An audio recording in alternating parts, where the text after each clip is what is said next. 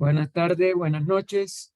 Continuamos hoy, domingo 29 de enero de 2023, el estudio de la obra Compendio de la Doctrina Secreta de H.P. Blavatsky en su página interna 274, 314. Bueno, no, interna es 274 y total de la obra 274, donde en el párrafo que después de un punto y seguido que dice muchas veces, hay una beatitud y un poder más allá de nosotros mismos que vienen en ayuda de aquellos que están preparados para recibirlos. Volvamos hacia aquellas grandes fuentes de las cuales se emanan incesantemente la fortaleza y la inspiración para todos los que, olvidando el yo, están resueltos a aprender y a compartir sin reservas. Estamos en relación con las explicaciones que hace HPB, un resumen de ellas, como es natural, con respecto a lo que se llamó el tercer ojo, el ojo de Polifemo, de los cíclopes, de la literatura de Grecia clásica, es decir, en la Ilíada y la Odisea, etcétera, Polifemo, el personaje, y ella explica aquí la parte oculta, su realidad en cierto aspecto, pero la relación que tiene con todo el sentido de la visión, tanto psíquico-física como era la de ese tercer ojo, que no estaba en la frente, sino en el occipital, y que es hoy la glándula pineal, es decir, que se recogió dentro del cráneo cuando se perdió al final de la tercera raza raíz y sobre todo ya definitivamente durante la cuarta, porque todo eso es progresivo, nada de eso es un decreto y ya se perdió, sino que según la conciencia se fue adentrando en el plano físico y concretándose al plano físico y a la personalidad física, es decir, las vibraciones que entraran por el cuerpo físico y los tres sentidos que habían en esos momentos por las postrimerías de la tercera raza Lemur y cuatro sentidos ya durante el Atlante.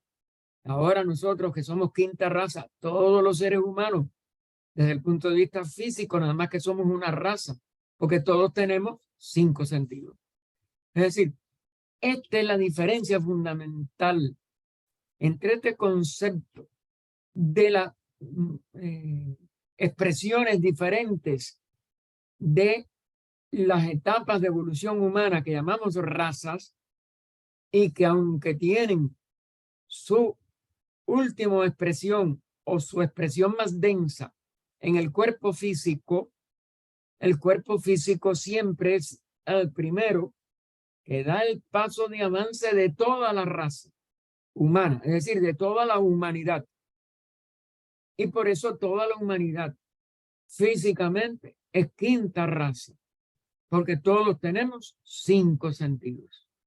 Ahora bien, la evolución de la conciencia, sobre todo la fundamental del nivel humano, la de la inteligencia, que todavía nada más que expresamos y no totalmente en la mente, es muy diferente de la expresión de la conciencia que en periodos anteriores se centró en el Kama, como fue la cuarta raza, la raza Atlante, que es la que desarrolla los deseos y la capacidad de que esos deseos se hagan conscientes en la mente.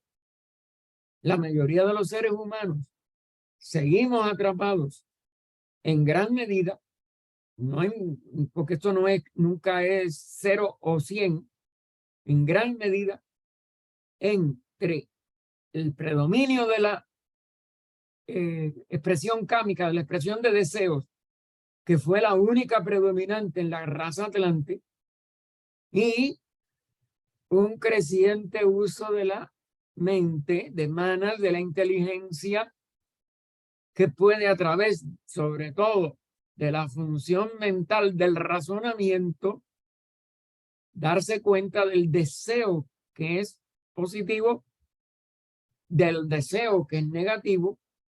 Eso es lo que es un discernimiento.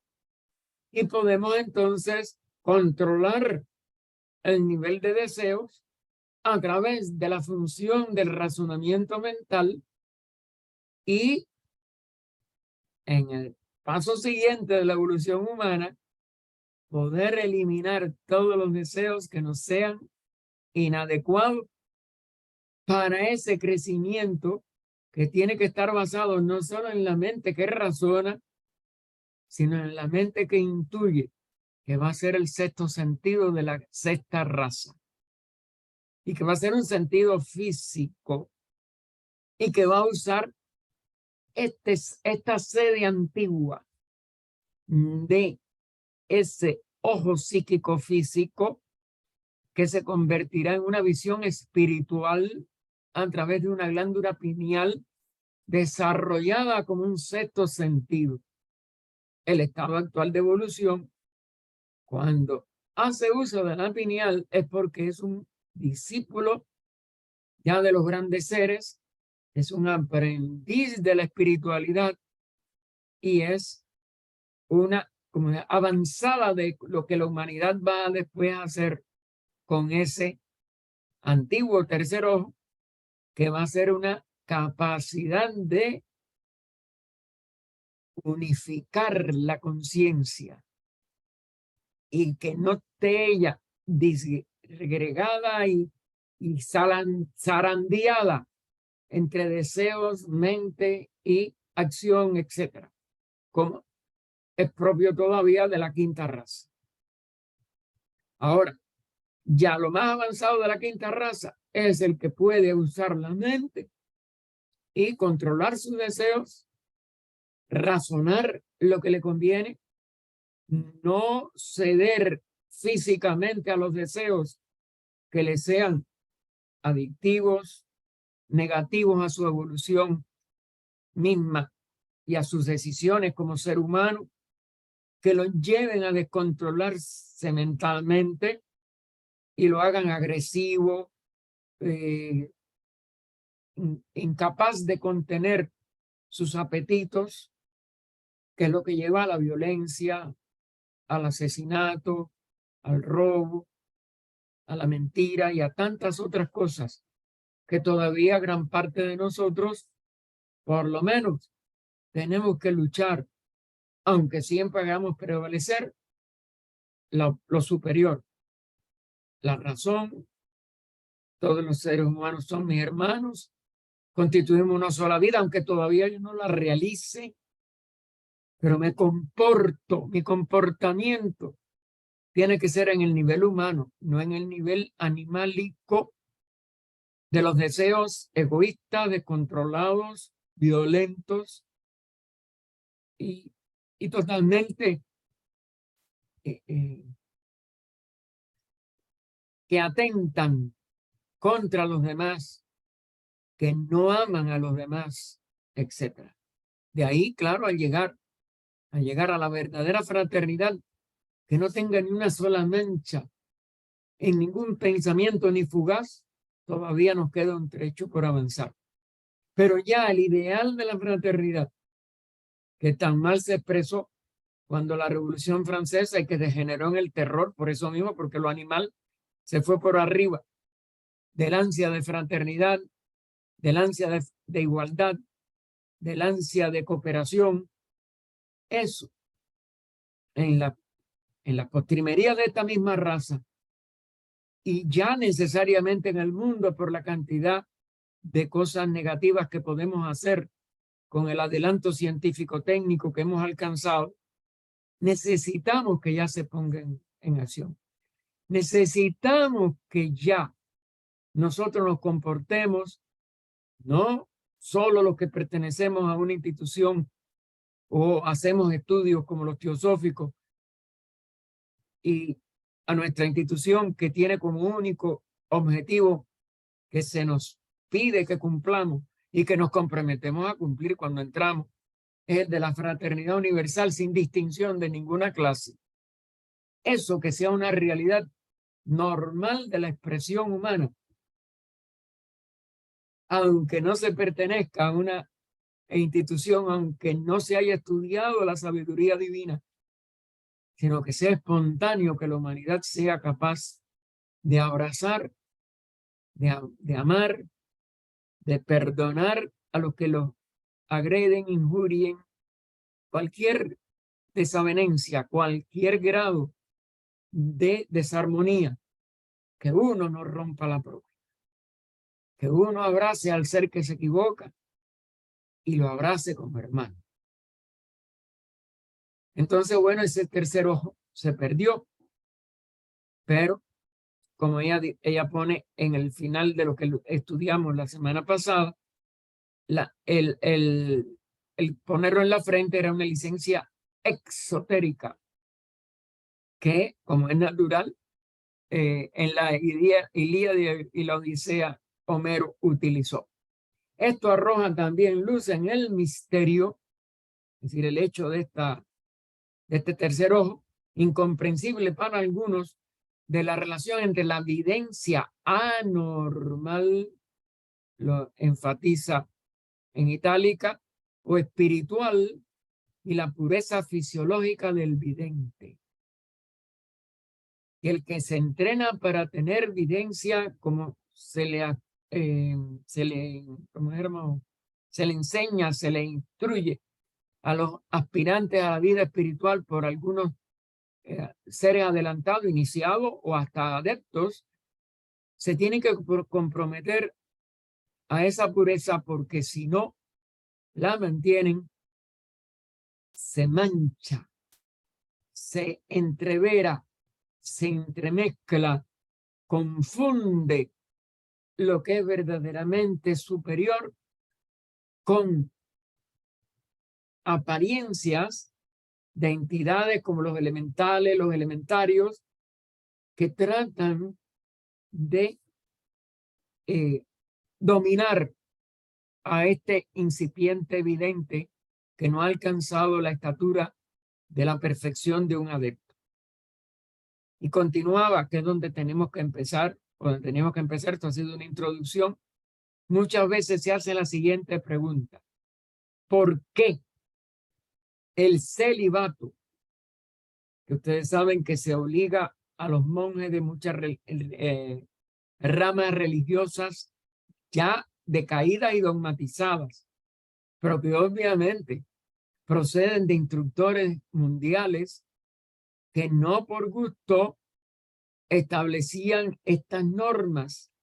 Ese celibato, esta castidad, era una advertencia y era un compromiso libre que los discípulos, tanto de Buda, de Cristo, de todos los grandes instructores de la humanidad, se comprometían para poder ayudar a la humanidad a través de esta visión más sutil, de la visión esotérica, de la visión psíquico-espiritual, porque ya estos instructores no aspiraban a que sus discípulos reactivaran nada más la parte psíquica.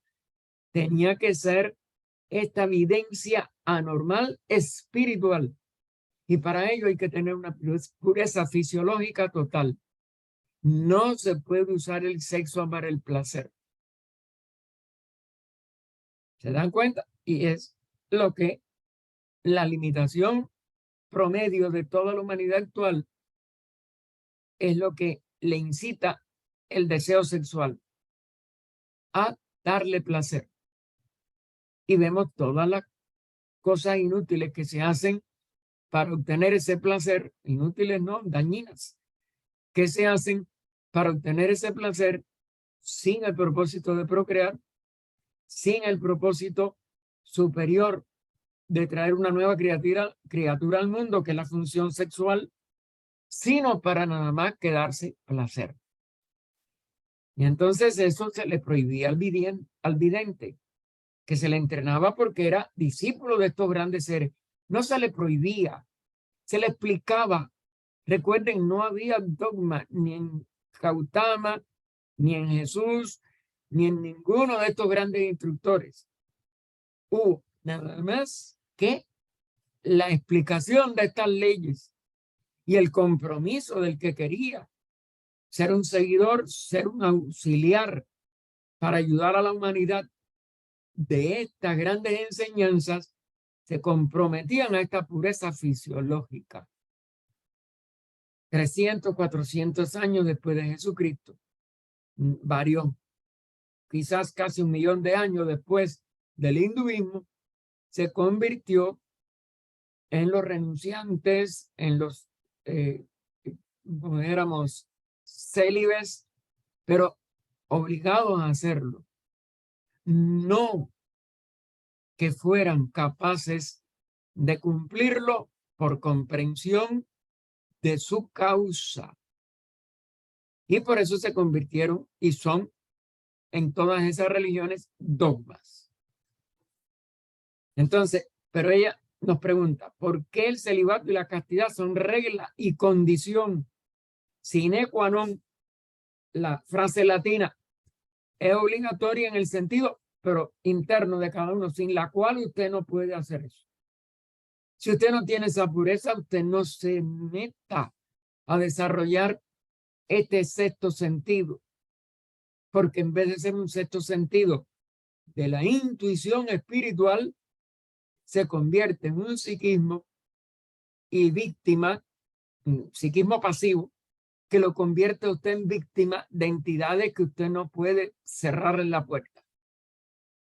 Porque usted, al no tener la pureza fisiológica, no puede cerrar la puerta a lo que usted de verdad quiere ayudar y quiere servir a través de esa condición que cada uno tiene, que por sí mismo y para sí mismo tener el pleno dominio, pero no porque se lo prohíba un superior o un fundador de la religión, etcétera, etcétera. Eso no es lo que de verdad se establecía ni se establece por los grandes seres que buscan auxiliares y les entrenan, pero con la condición de que tengan ya esta pureza que no se da ante los deseos. Por eso Krishnaji hacía esa salvedad. Es inútil hacer que la mente deseo domine la personalidad. Sigue allí la insidia del descontrol de la conciencia y ese ser no ha cambiado. Se cambia cuando la mente pura, cuando la mente no contaminada por el deseo hace advenir o permite que advenga, más bien. Es como una autorización que se le abre a esa función búdica que llamamos iluminación, que llamamos verdadera espiritualidad. Pero para ello hay que tener este celibato, esta castidad como un estado de conciencia normal, no como un dogma impuesto por una autoridad eclesiástica. Y bueno, para continuar con la pregunta, ¿por qué el celibato y la castidad son regla y condición sine qua non, o sea, ineludible, del chelado regular o del desarrollo de poderes psíquicos y ocultos? La respuesta se halla en el comentario. Cuando se nos dice que el tercer ojo fue un día un órgano fisiológico, la tercera raza antes de la densificación o el adquirir materia sólida en nuestro cuerpo, que es lo que se simboliza con la costilla que saca Adán, por eso a Eva, y que él es el comienzo de la división en sexo y de todo este gran problema del deseo sexual. Y que más tarde, debido a la desaparición gradual de la espiritualidad y al aumento de la materialidad, aclarando entre paréntesis, distinguiendo la naturaleza física a la espiritual.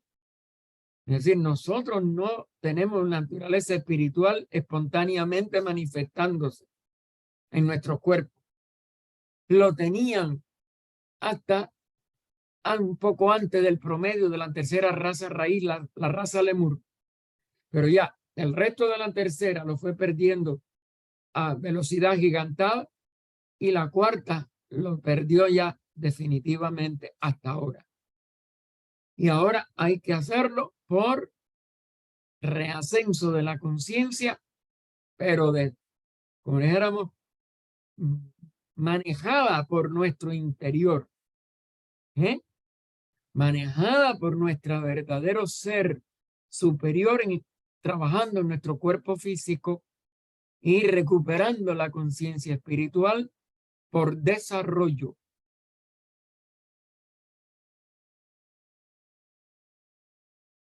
Y después del paréntesis, y al aumento de la materialidad se convirtió en un órgano atrofiado, que es la glándula pineal. La relación se hace evidente. Durante la vida humana, el mayor obstáculo para el desarrollo espiritual y especialmente para la adquisición de los poderes yoga. Recuerden cuál es el significado de la palabra yoga: unión. Para los poderes de la unión con el espíritu es la actividad de nuestros sentidos fisiológicos. Mientras esa actividad no sea exclusivamente la que nosotros determinemos desde nuestra conciencia, vamos a decir, íntegra, no solo lo consciente, sino lo inconsciente o lo subconsciente. Es decir, cuando la conciencia se integra en una sola capacidad de atender sin ningún tipo de restricción y que esa capacidad sea totalmente o esté totalmente bajo la dirección de nuestra conciencia vigílica, estando la acción sexual estrechamente relacionada por interacción con la médula espinal y la materia gris del cerebro, es inútil entrar en más explicaciones. Es decir, tanto el sistema autónomo que exacerba toda la actividad sexual, que la mantiene activa a través de las hormonas, etcétera, etcétera, como el recuerdo. Recuerden que vivimos siempre entre el pasado y el futuro, como el constante recuerdo de el placer anterior que hemos obtenido en previas experiencias sexuales o en esa, como dijéramos, nube que queda de encarnaciones anteriores como una forma de instinto al placer, de búsqueda de placer instintiva, pues nos hace que enseguida la mente piense: voy a volver a ese placer, voy a volver a sentir placer así, así, así, como de la forma y variantes en que nosotros imaginemos para el futuro. Como no atendemos mientras tanto al presente, ni podemos saber el valor del presente, porque la conciencia se mueve entre los dos y el momento ese del presente para nosotros no existe. Para nosotros, y aun cuando teóricamente no existe como estado de conciencia, no podemos dominar nuestro pasado, los recuerdos que vienen, ni podemos dejar de tener el ansia de un futuro en que repitamos lo que recordamos de placer del pasado.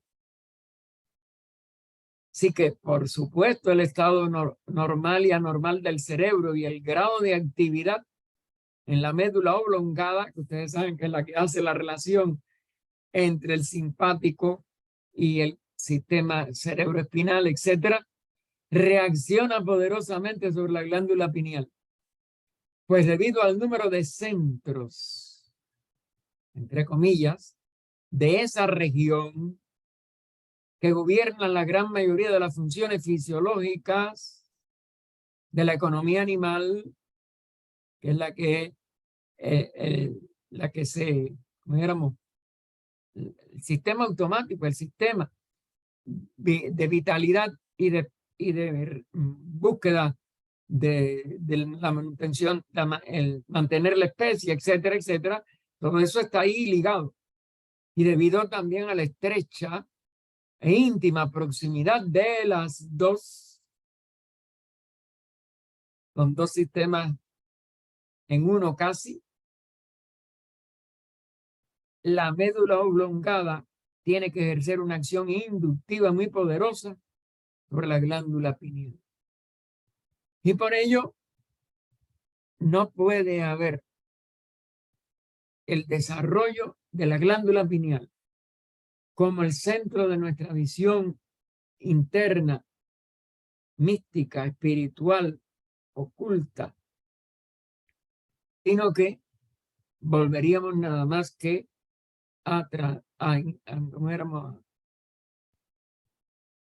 activar su aspecto psíquico y estamos entonces en peligro de perder el control sobre nuestra vida, sobre la vida verdaderamente válida de la parte espiritual de cada encarnación y caeríamos en una serie de descontroles animálicos, como vemos a tantas personas que desarrollan psiquismo y que al no tener estas condiciones, lo único que hacen es casi siempre perder su encarnación desde el punto de vista espiritual y poder renacer después con una tendencia a lo negativo de su psiquismo en la encarnación anterior. Recuerden que engendra skandhas, engendra karma y por tanto hace al reascenso espiritual cada vez más difícil.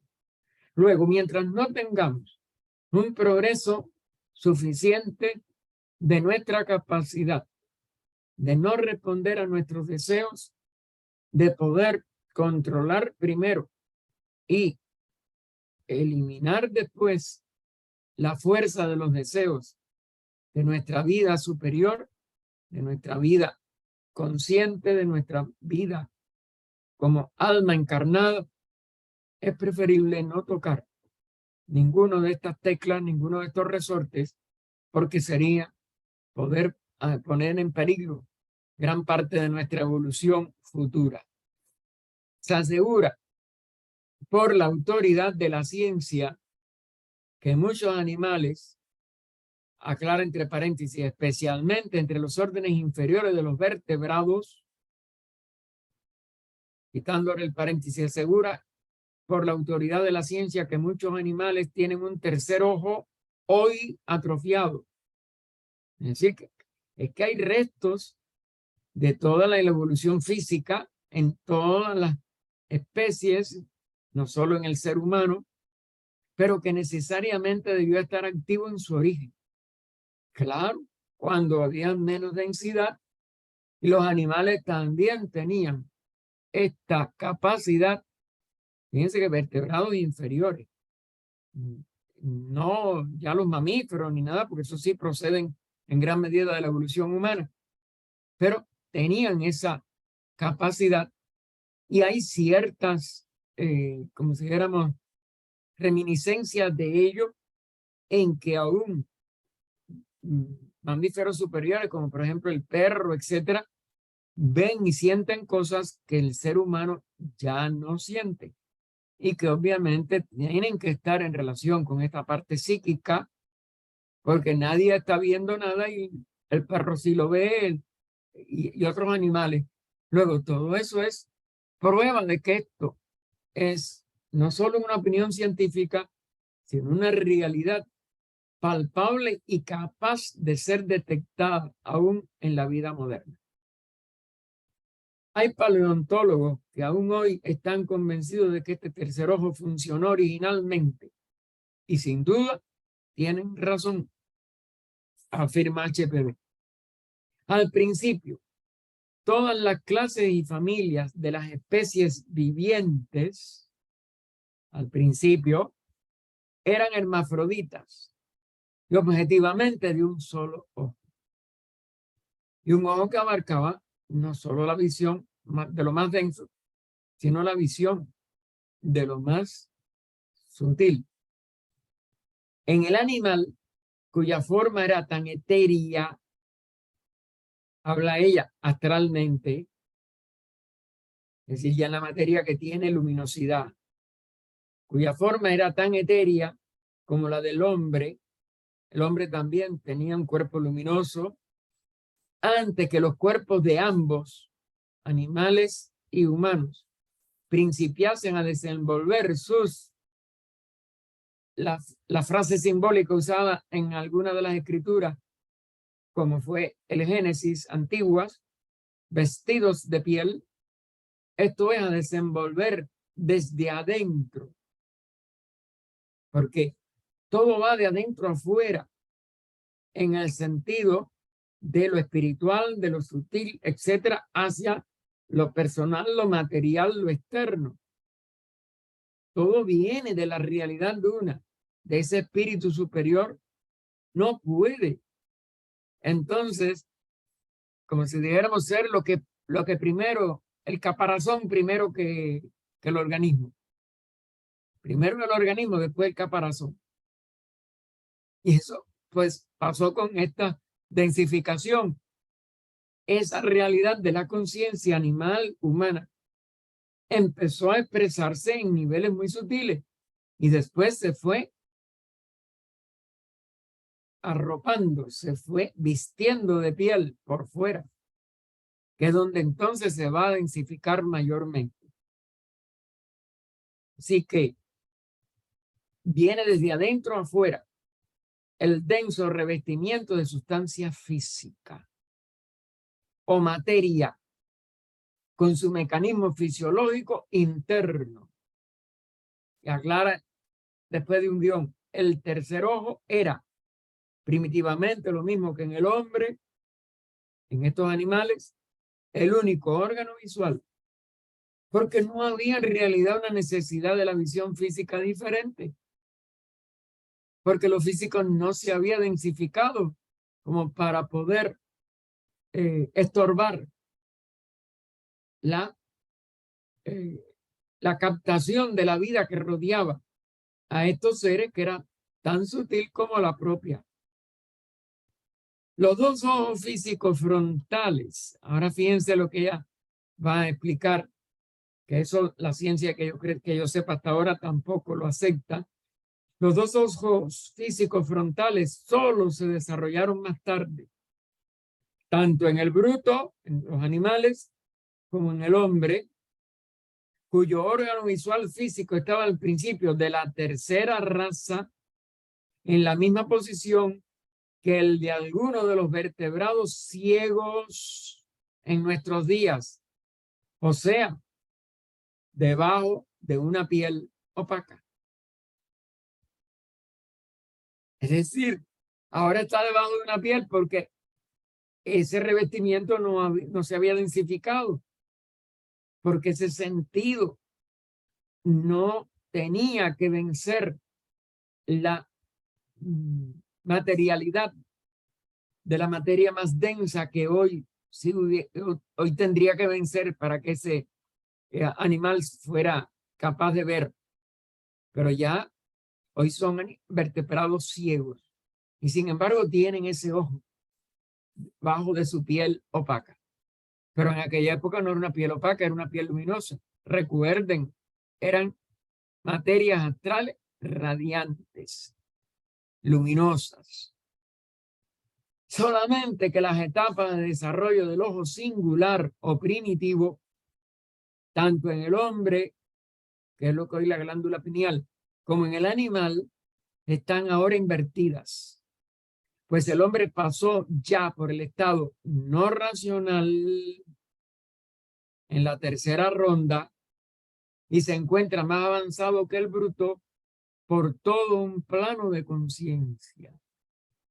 Es decir, estos animales no estuvieron en esa experiencia por la que pasó la raza humana en la tercera ronda, donde, volvemos a insistir, no se llegó al nivel sólido, se descendió un poco más abajo del etérico, en la parte más densa de esa tercera ronda, pero a niveles aéreo, ¿cómo se llama? Acuosos, aerolíquidos, pero no al sólido. El sólido es en esta cuarta ronda. Y se encuentra más avanzado que el bruto, por eso el humano sí pasó por todas esas formaciones, experiencias, capacidades de visión, de percepción en general, porque eso tenían varios sentidos. Pero ahora el ser humano, que está en una cuarta ronda, de la que no participó en ese desarrollo, en los brutos del reino animal, el hombre pasó ya por el estado no racional en la tercera ronda y se encuentra más avanzado que el bruto por todo un plano de conciencia, es decir, por toda una ronda de experiencias y de preparación para la conciencia superior que tiene que mantener, que ya expresar en esta cuarta ronda y que se hará todavía más amplia en la quinta, etcétera, mientras que el animal no necesitará ni puede usar esa experiencia porque no va a desarrollar la mente mientras esté en un alma grupal y ya no hay la posibilidad de individualización hasta la siguiente encarnación de nuestros logos planetarios, en que ellos en su mayor proporción van a ser seres humanos individualizados. Recuerden que en la segunda etapa de reascenso de las rondas quinta, sexta y séptima, no se integran nuevos seres individualizados al reino humano, sino que van individualizándose y quedando en un reposo o pralaya intercatenario entre las dos cadenas para empezar su evolución humana en el inicio de la siguiente, porque son las condiciones necesarias para las primeras etapas de la evolución.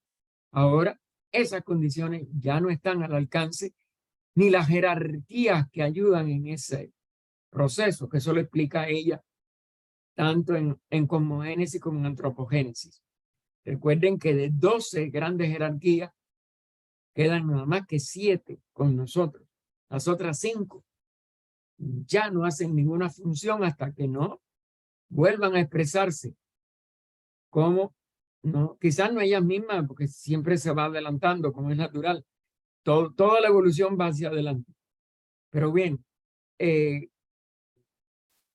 jerarquías parecidas con las mismas funciones que empezarán en la nueva encarnación planetaria de nuestros logros, que sería una encarnación siguiente, más adelantada, más sutil, etc. Por lo tanto, al paso de que el ojo ciclópeo, lo pone entre comillas porque ese fue el nombre que le dieron en la literatura, sobre todo de Homero, los cíclopes, y en alguna yo creo que también del Antiguo Testamento, no, la llamaban los gigantes, creo, nada más, pero cíclope nada más que fue que yo recuerde, Homero. Por lo tanto, al paso que el ojo ciclópeo era y es, ¿se dan cuenta? Pero un es en itálica, porque claro, nada en realidad mientras hay manifestación, como si dijéramos, desaparece totalmente, lo que no puede cumplir las mismas funciones.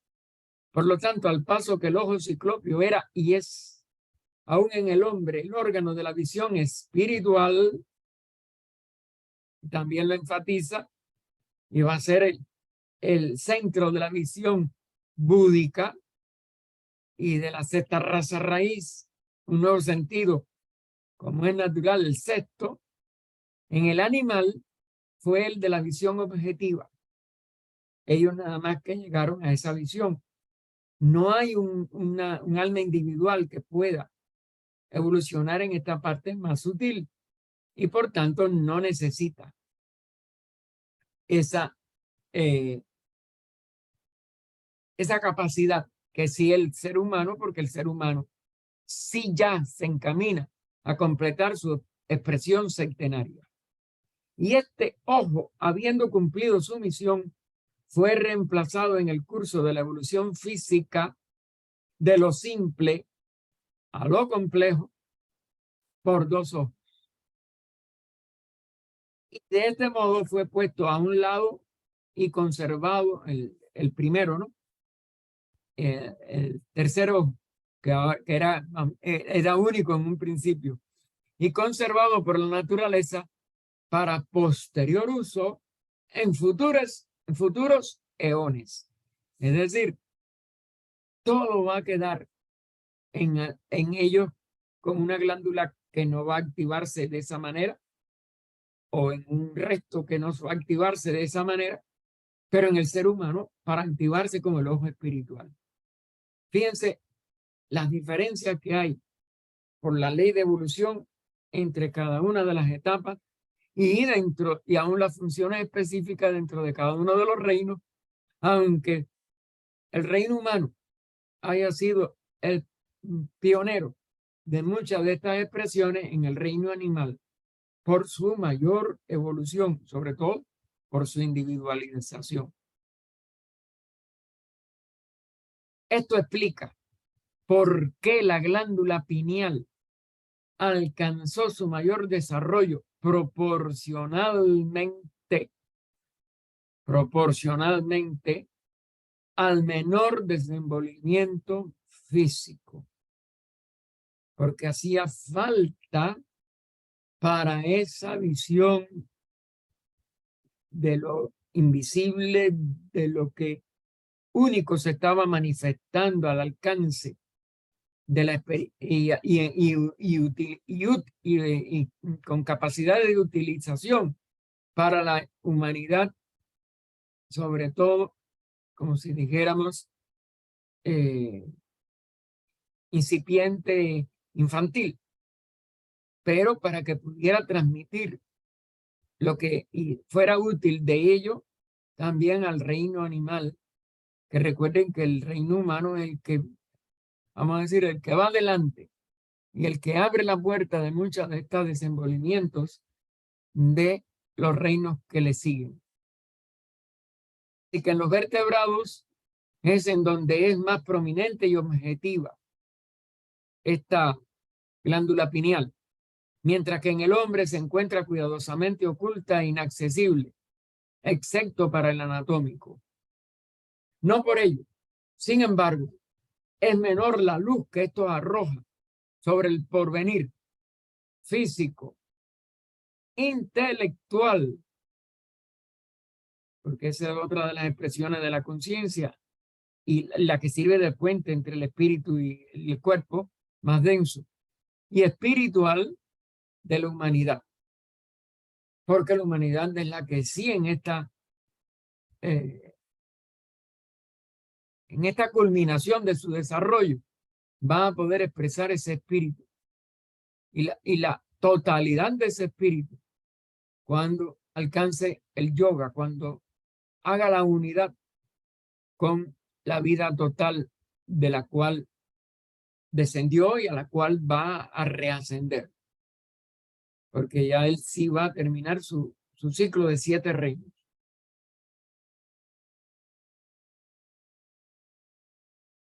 Así que no por ello, sin embargo, es menor la luz que esto arroja sobre el porvenir físico, intelectual y espiritual de la humanidad en periodos correspondientes, en líneas paralelas con otros periodos pasados. Fíjense, tienen paralelismo, no igualdad. Adelantan y en la misma dirección de la ley de evolución, pero con una meta en el reino humano y otra serie de utilidades dentro del reino animal que no va a completar su evolución septenaria de 7 reinos, sino que está en el 6º, inmediato inferior, pero todavía un reino de diferencia. Así que en periodos correspondientes, en líneas paralelas con otros periodos pasados, y siempre en líneas de desenvolvimiento y evolución cíclica, descendente y ascendente. Es decir, que también recuerden que la evolución siempre va en dos direcciones, o más bien en tres. Hay tres evoluciones. Pero bueno, las dos principales son las corrientes, descendente y ascendente, porque la otra es híbrida y es la que tiene que ver entonces con la mente, la evolución mental privativa de ya el reino humano. Así, unos cuantos siglos antes del Kali Yuga, la Edad Negra, que principió hace cerca de 5.000 años, recuerden que ella estaba escribiendo esta obra en 1888 y los 5.000 años no se completaron hasta 1897, se dijo, es decir, así unos cuantos siglos antes del Kali Yuga se dijo, quitando ahora esta aclaración de los 5.000 años. Y aclara también entre paréntesis, parafraseando de un modo comprensible, es decir, esta es una paráfrasis porque el decirlo parece que en una forma más directa sería incomprensible para nosotros. Porque si ella lo tiene que parafrasear de un modo comprensible, es que sin la paráfrasis sería para nosotros nuestro estado actual de evolución mental incomprensible. Y entonces cita del comentario lo que está en itálica, lo que está entre paréntesis, obviamente, es lo que ella nos ayuda con su aporte y con esta paráfrasis, ¿no? Nosotros, está hablando de la quinta raza raíz, que es toda la humanidad con 5 sentidos. Nosotros, en nuestra primera mitad, aclara, de duración, es decir, la primera mitad de su desenvolvimiento o de su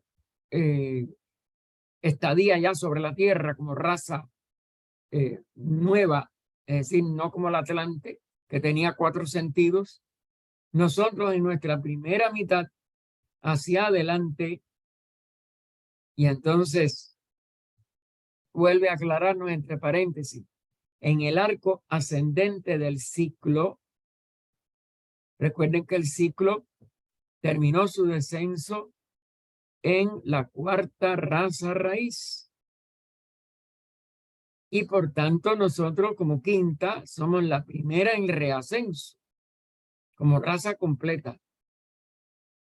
Estamos en el punto medio de, y ahora aclara también entre paréntesis, o entre, estamos en el punto medio de la primera y segunda razas. Cuando caían hacia abajo. Es decir, en la primera y segunda raza de nuestra actual etapa de evolución, pues también la primera es muy sutil. La segunda es la que se va densificando. La tercera es la que entonces llega al nivel de hueso. La tercera, que es donde está el nudo gordiano, etc.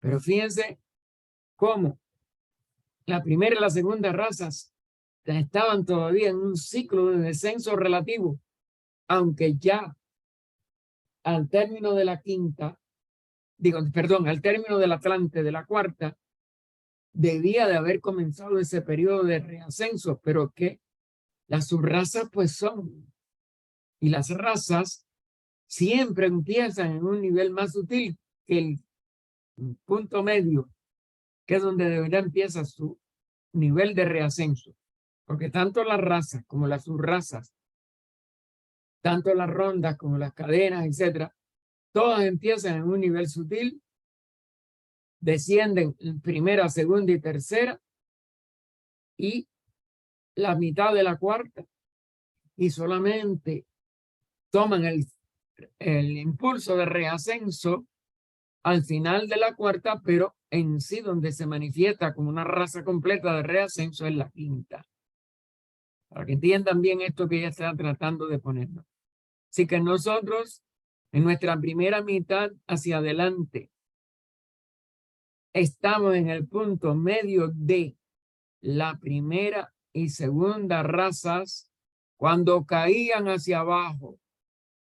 Y vuelve a aclararnos entre paréntesis, esto es la raza que estaban entonces en el arco descendente del ciclo. Primera y segunda estaban descendiendo.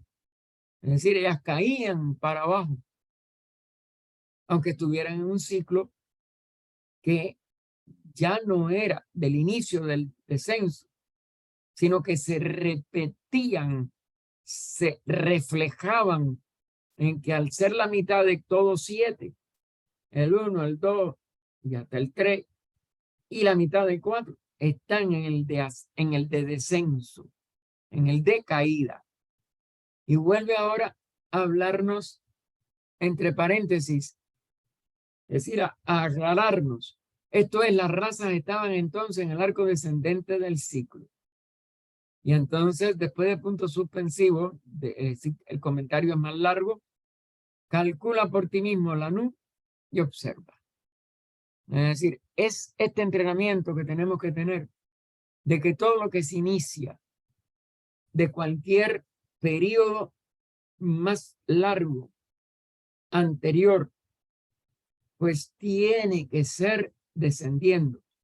Aunque haya descendido en el ciclo anterior hasta un punto, tiene que volver, como si dijéramos, a un punto todavía más sutil, relativamente hablando, y seguir descendiendo hasta que cada uno de los componentes, el kalpa de los 7 razas, cada periodo o los yugas de cada subraza, etcétera, hasta llegar a la cuarta de la cuarta, es decir, la cuarta subraza en la cuarta ronda, pues tiene que ir hacia abajo. Aunque ya en cierto aspecto la evolución general de algunos de sus componentes, como es el ser humano, esté en un ciclo menor de reascenso. Por eso es que esto es tan complicado para que la mente lo pueda entender. Y tenemos que seguir buscando. Los gráficos ayudan, los gráficos de todas estas cosas, y nos pueden dar muchos puntos de apoyo para lo que no entendamos aquí de este esfuerzo por hacernos comprensible estas, como si dijéramos, estos entrecruzamientos de descensos y reascensos que no están nunca aislados uno de los otros. Y viene el subtítulo, Evolución de las razas raíces en la cuarta ronda. Aquí ella hace un gráfico donde nos da por el lado, como dijéramos, de la izquierda, una visión del ciclo descendente, evolución de la naturaleza física e intelectual y retroceso gradual de la espiritualidad. Es decir, la primera raza raíz que surge de la sexta raza raíz, de la sexta subraza raíz del periodo anterior, pues, es decir, del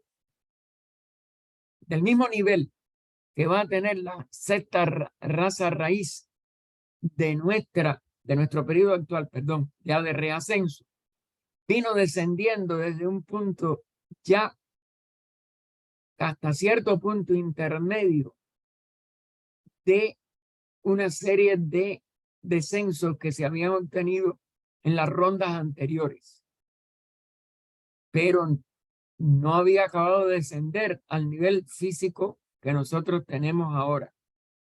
Y entonces la segunda raza raíz también siguió, estamos hablando a la izquierda, siguió, como si dijéramos, vamos a marcarlo con el cursor para ver si hay que está un plano por debajo con un subplano ahí en punteado. Podríamos poder decir que es lo que nunca parte desde porque está en la cuarta ronda, sino que parte de un nivel ya no tan como lo que hubiera sido en la primera ronda, la primera raza, sino que ya de un punto menos sutil desciende hacia la segunda raza raíz a un nivel más cercano a lo más denso, desciende también durante la tercera raza raíz y solamente durante el periodo que está representado aquí por el 3,5 más bajo de esa tercera raza raíz, va pasando este meridiano que lo lleva a la cuarta.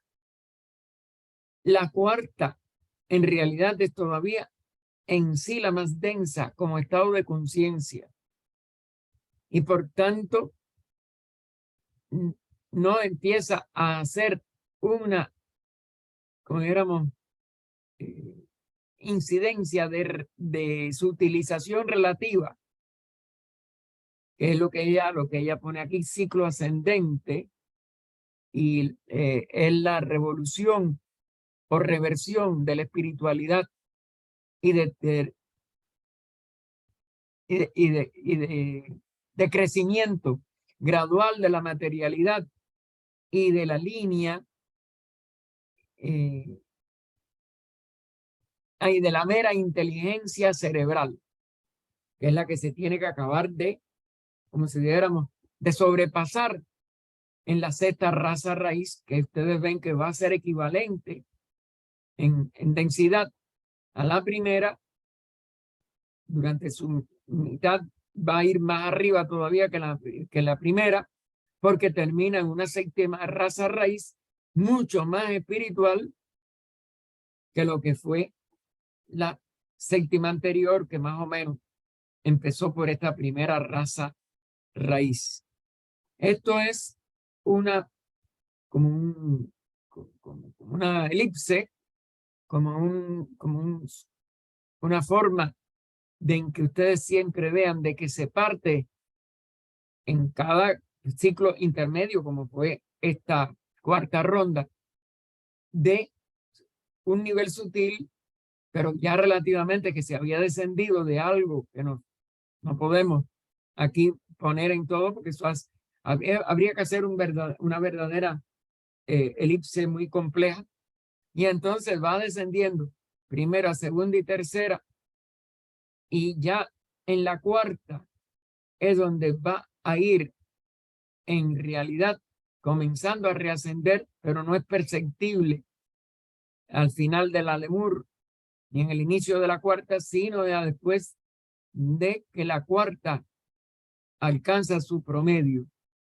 Y entonces en la quinta raza raíz es que empieza a tener mayor, porque siempre todo lo que vaya más allá de los primeros descensos va a ser menos denso en cierto nivel, es decir, menos obliterador, porque la conciencia va progresando, pero sí se va entrando en la materia más densa en cierto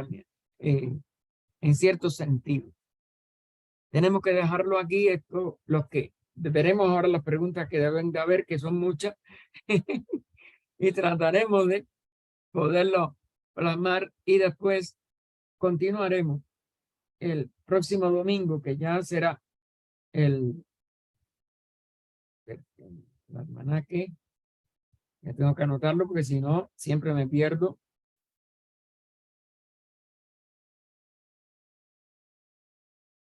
Será el 5 de febrero. Empezaremos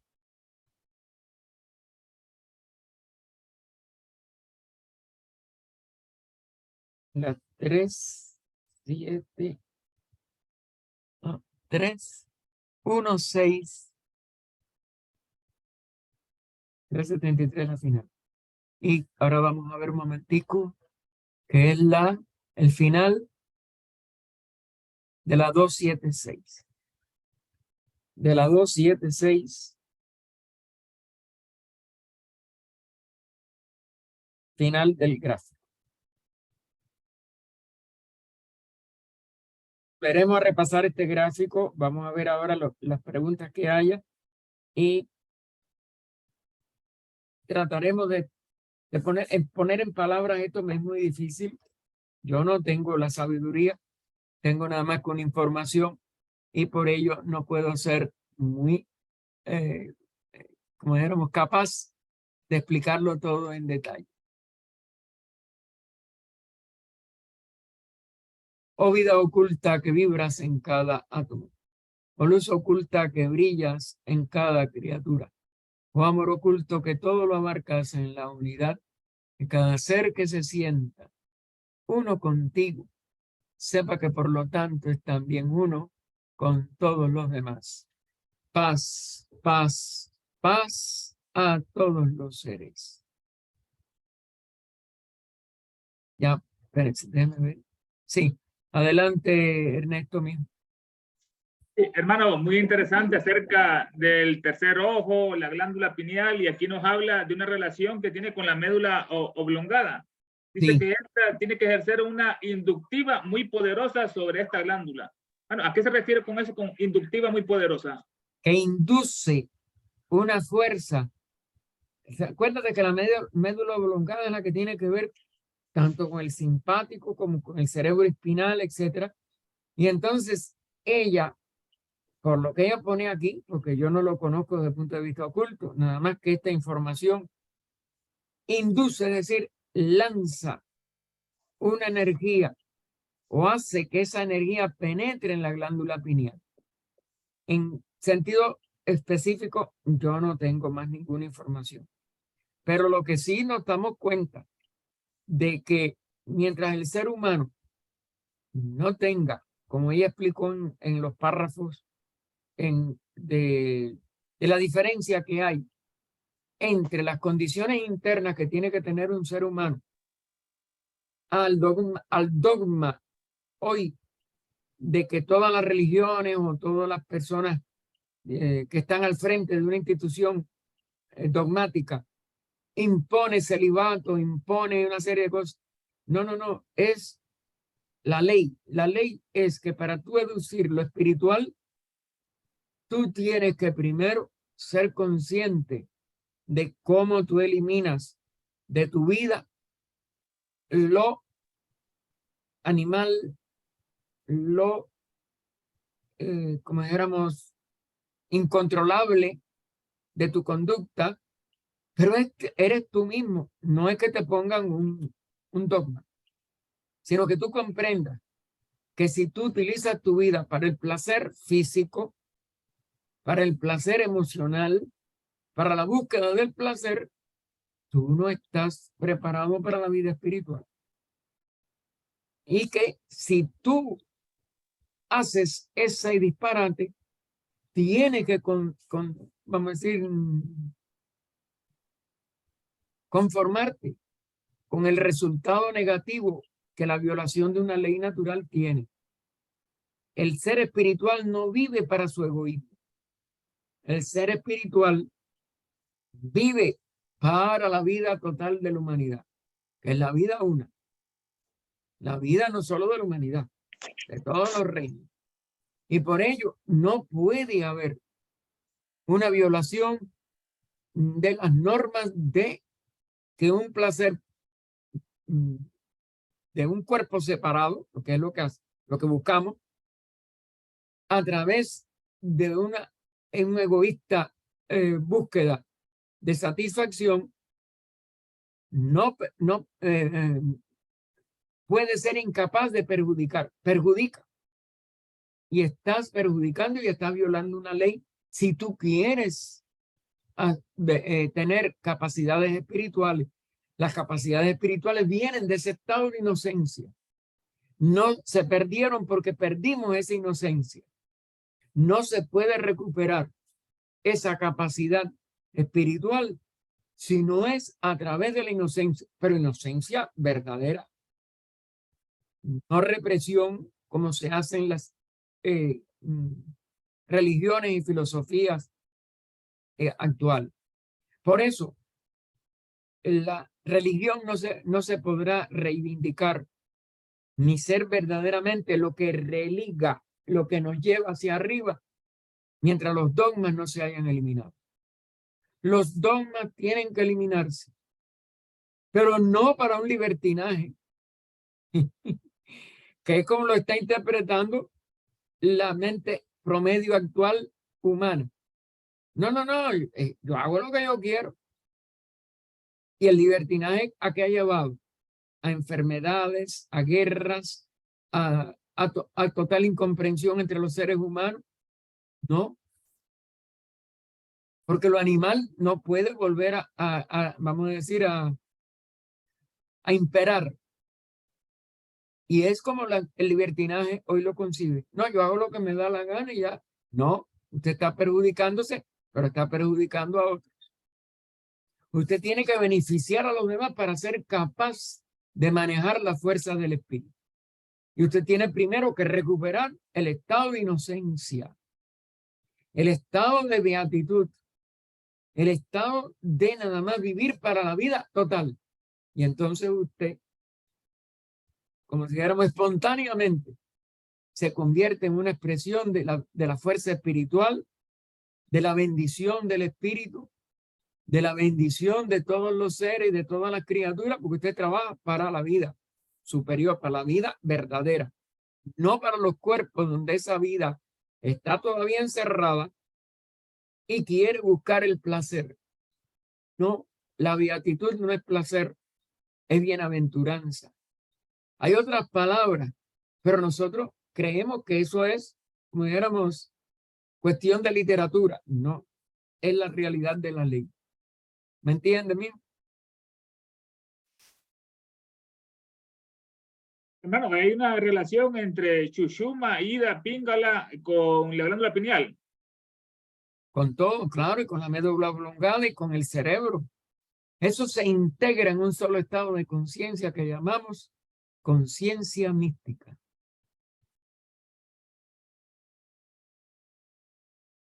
Todo eso se integra, eso está separado por las funciones entre la conciencia cerebro, vamos a decir, la llamamos la conciencia superior humana, la razón, la mente, la inteligencia, con las funciones fisiológicas.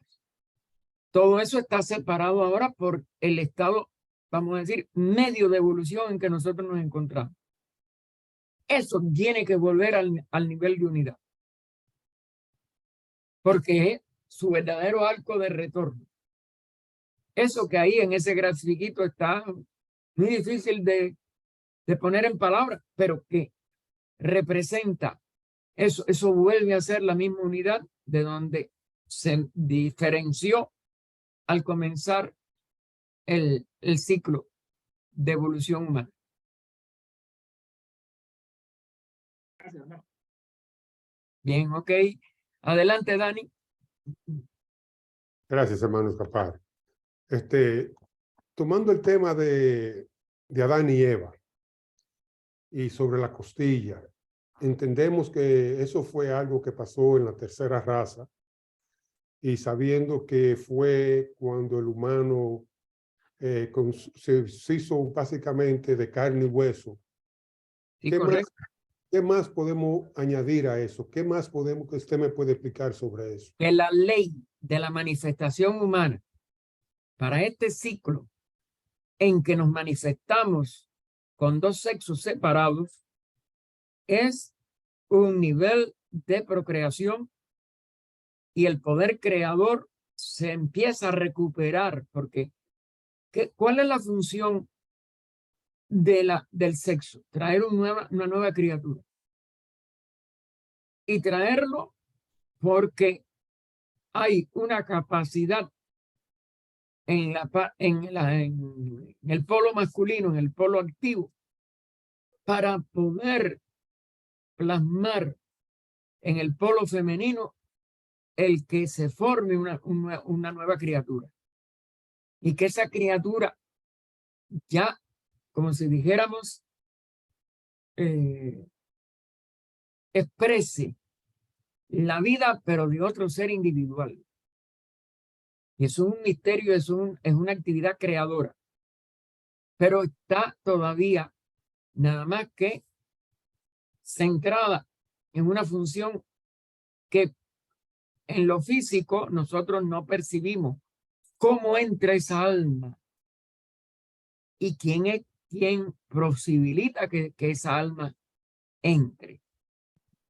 Desde el punto de vista oculto se dice que es el hombre, que en su espermatozoide está el átomo permanente de esa alma que va a encarnar.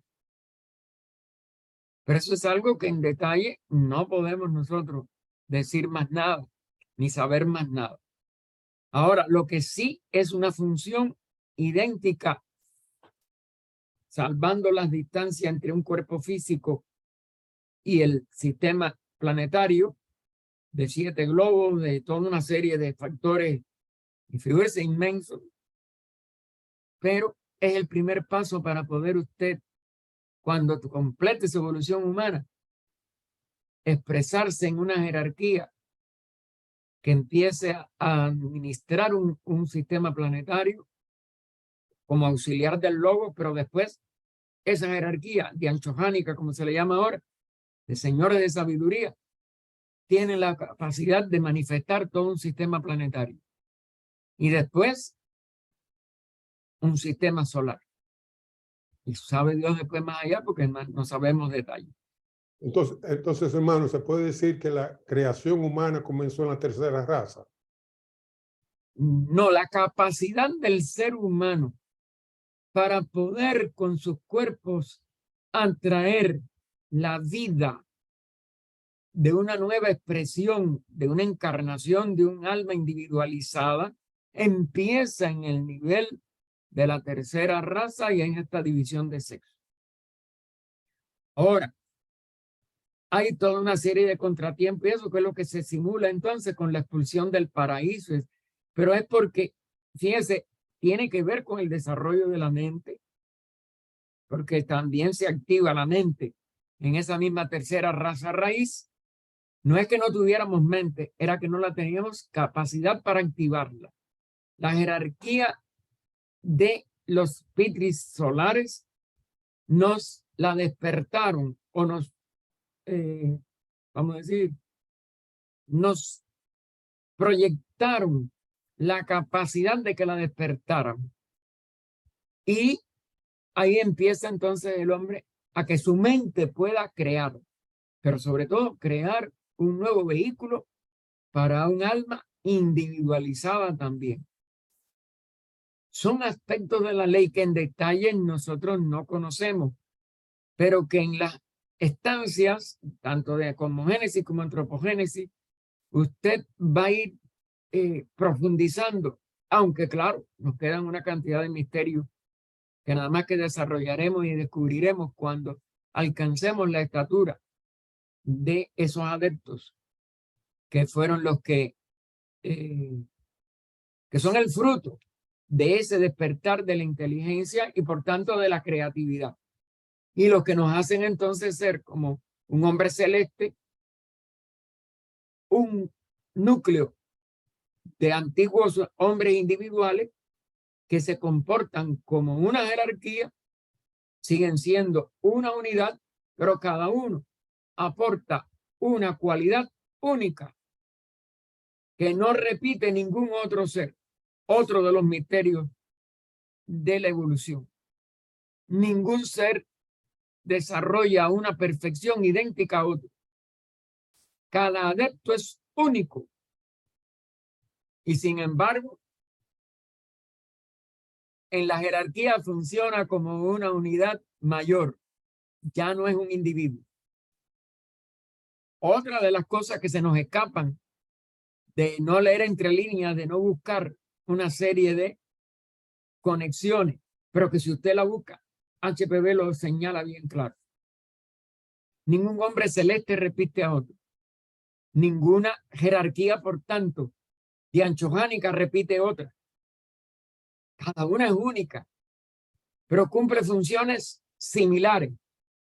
Los sistemas solares, los sistemas planetarios, etcétera, todos son, como dijéramos, una misma ley que permite la evolución de los 7 reinos. Un escenario, vamos a decir. Pero ningún escenario es idéntico. Nuestro sistema no es igual a ninguno. Pero cada una de las mónadas evolucionando dentro de él tampoco va a expresarse idéntica a otra. Y sin embargo, hacen un solo sistema. Y siguen siendo una sola jerarquía después. Pero no cada uno, cada individuo separado. Sino la concatenación y organización de todos esos individuos como una sola expresión de vida inteligente. No Gracias. sé si... No, gracias, hermano Gaspar. Bien. No, bien por nada. Adelante, José Luis. Buenas tardes, Gaspar. Buenas tardes a todos. Buenas Gracias tardes, por compartir este conocimiento. Sobre el tercer ojo, Gaspar, yo tengo entendido que ya los egipcios lo mostraban como una serpiente que sale del entrecejo. Y no solamente los egipcios, todas las culturas, Mesoamérica, Sudamérica, Norteamérica, también tienen esa forma de demostrarlo. Quería preguntar si tiene relación con el cuerpo causal, o sea, mente superior Budí, y si el hecho que sea una serpiente tiene relación con las nagas, que son las serpientes de sabiduría. Gracias, Gaspar. Todos estos símbolos están entremezclados. Decir hasta dónde cada uno, como si dijéramos, prevalece sobre otro. Creo que toda simbología es centenaria, que hay toda una serie de, como dijéramos, de no solo similitudes, es que nada más que ellos en todas estas culturas se convirtieron en símbolos. La realidad no podemos nosotros, y ni aún ahora, con toda esta, todo este avance de la mente humana, que ha avanzado bastante, pero no es lo suficiente como para que la sabiduría ilumine todos los rinconcitos. Pero sí, tiene que ver con todo eso que tú has hablado y seguramente con mucho más. Porque indudablemente no podemos preciarnos que el estado actual de evolución nuestra nos permita desentrañar todas las claves y mucho menos toda la ley de evolución en su integridad.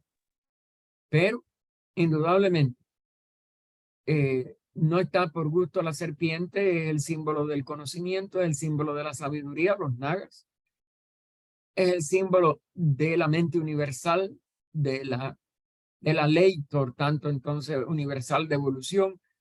Es decir, que esto llega hasta lo infinito y tiene que seguir ascendiendo hasta mucho más allá de lo que nosotros actualmente podemos en palabras imaginar, poner, etc.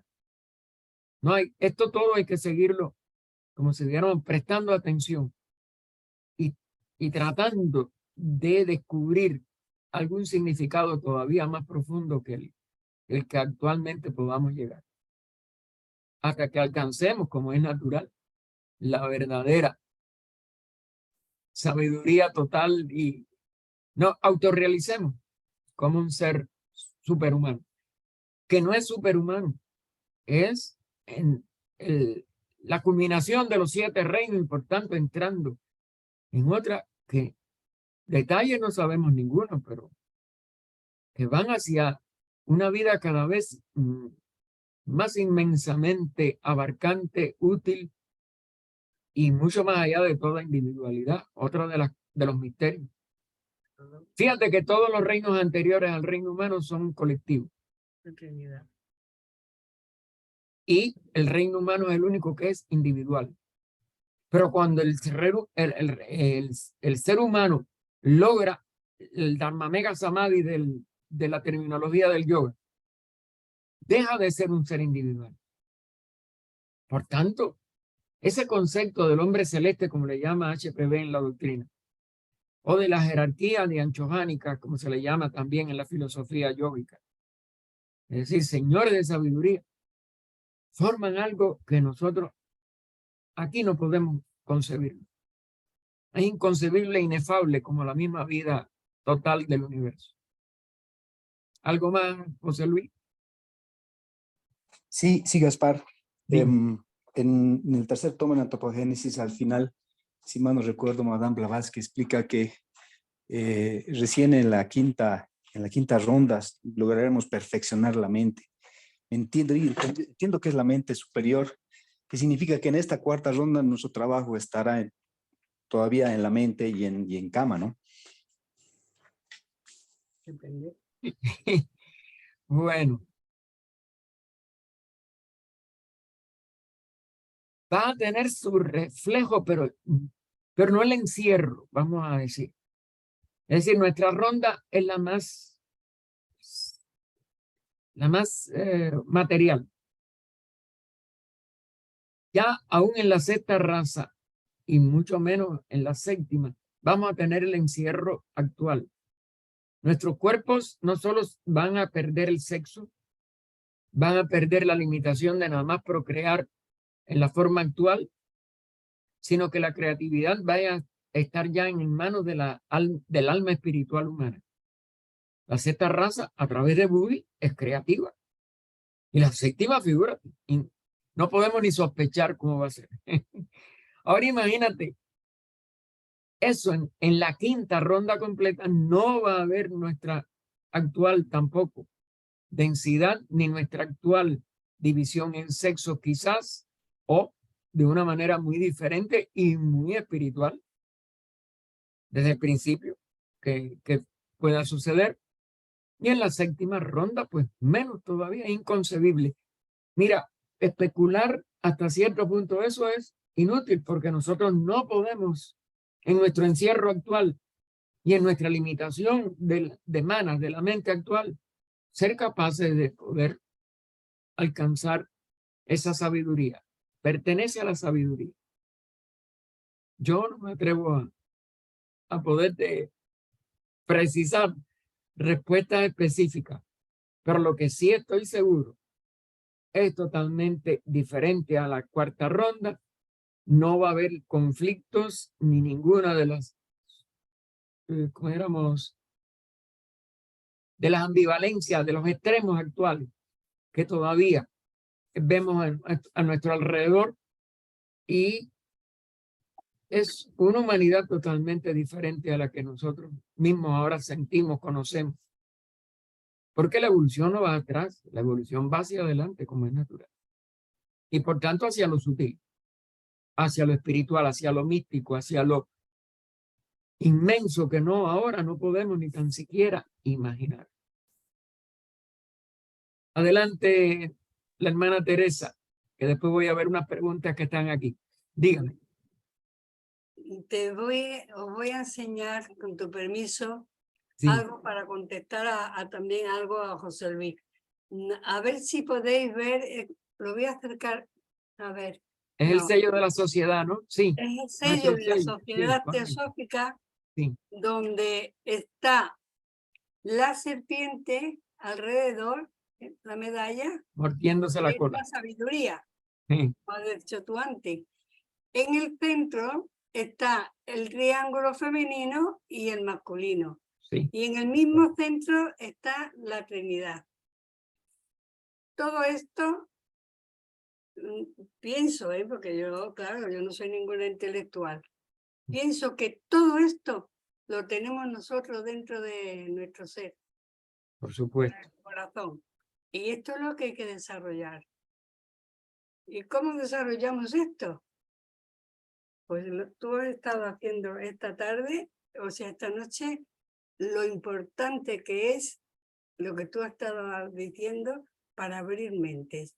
Yo no me voy a repetir porque esta tarde he hablado también algo de lo mismo. Así que gracias, Gaspar. No, gracias por decir, ustedes saben que el emblema de la sociedad fue diseñado más que nada por los mismos maestros, Sí. aunque claro, la receptora fue HPV y algo ella aportó seguro.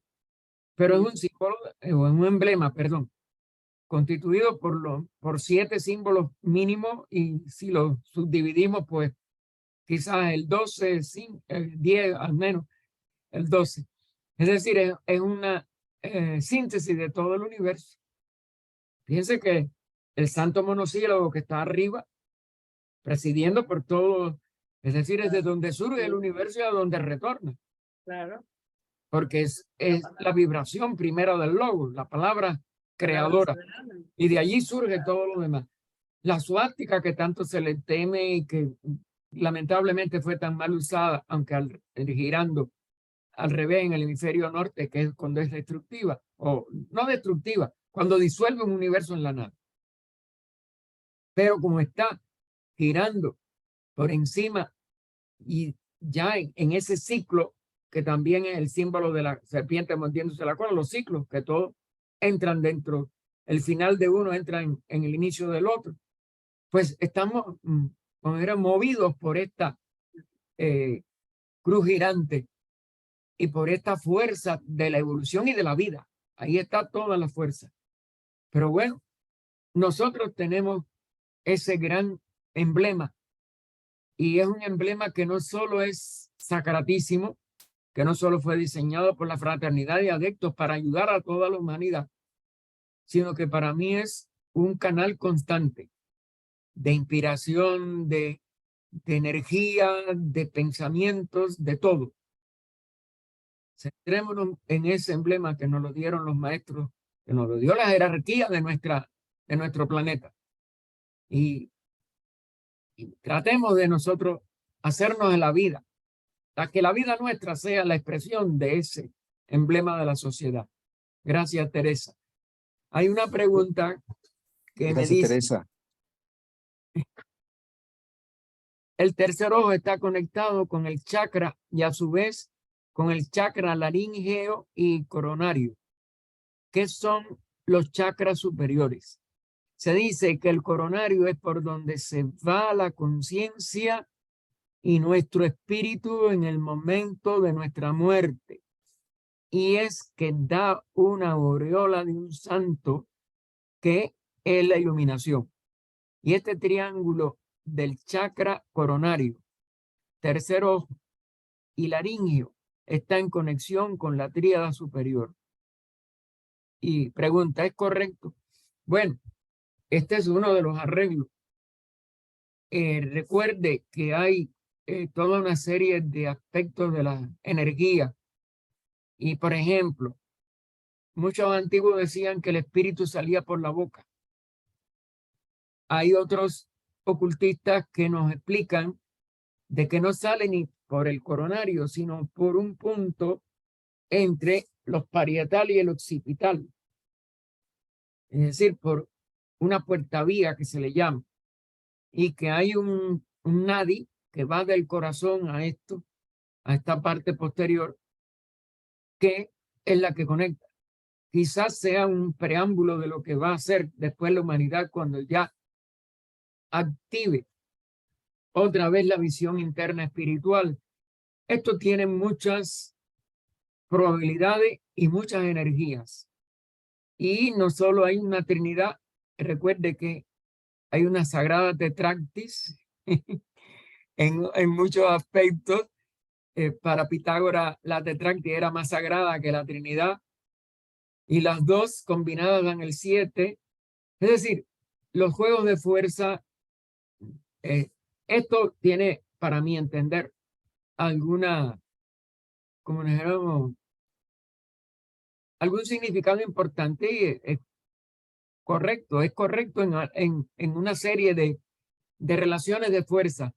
Pero los chakras, recuerden, Patricia, que no son exclusivamente lo que hasta ahora sabemos.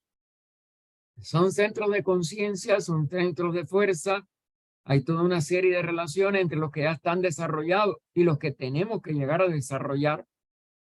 Hay una serie de funciones que tienen que ver con con el cuerpo personal y con la parte personal, Y hay como dijéramos, un entrecruzamiento con la parte espiritual. Todo eso es complejo igual. Aquí no debemos nunca de ver una sola explicación o una sola función. Como les decía, esto de lo que tenemos cuando nos morimos, en la muerte, nosotros, claro, no tenemos la evolución para saber lo que es la muerte y no la podemos experimentar hasta el momento de ella, pero es el único éxtasis de la mayoría de los seres humanos según los antiguos, según sobre todo Plotino, etcétera. Es decir, que los que han tenido ya una vida espiritual tienen una serie de expresiones de la sabiduría muy diferentes a la que nosotros podemos captar en nuestro nivel actual de evolución. Luego, esto es riquísimo en significado también. Le agradezco mucho la explicación y sobre todo la pregunta final, pero el que sea correcto no significa que sea lo único. Creo que es correcto y que ese juego de tres tiene su importancia, pero ahí hay, como si dijéramos, mayores posibilidades y todavía mayores funciones que nosotros somos incapaces ahora de poder valorar. Bueno, le damos un valor, pero lo que quiero decir, no es el valor último, no es el valor definitivo. Es decir, no hay nada que termine en ninguna etapa de evolución. No hay ninguna función de nuestros distintos aspectos, tanto corporales como de las funciones vitales que se están expresando en ellos, que haya llegado a un punto que no va a ir más allá. Lo que quiero que comprendan es que tenemos por delante mejores y cada vez mayores y quizás inmensas posibilidades que hoy no podemos ni tan siquiera tratar de concebir. En realidad, la vida no es solo eterna, la vida no es solo una sola expresión de vida o una vida una en un espacio que también sigue siendo uno, aunque aparezca diferenciado, mientras hay manvántara y los ciclos manvantáricos todos van a tener una diferenciación relativa, pero sigue siendo también tanto el espacio, sobre todo en su aspecto por siempre inmanifestado, como el Purusa, como la vida una, aunque se relacionen durante el Manvantara, son una unidad que no es un ser, sino la seidad.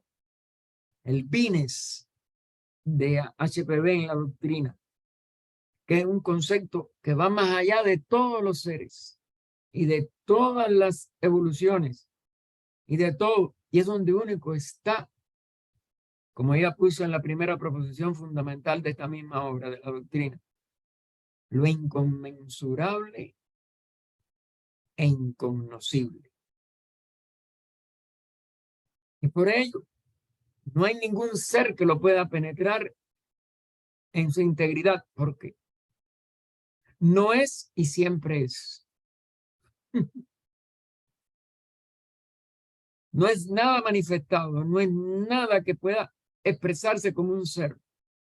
Y sin embargo, es el origen y destino de todos los seres, criaturas y universos enteros. Por eso, no hay nada de estas enseñanzas que podamos decir, aquí está la verdad. No, la verdad es tan irrealizable como la misma realidad.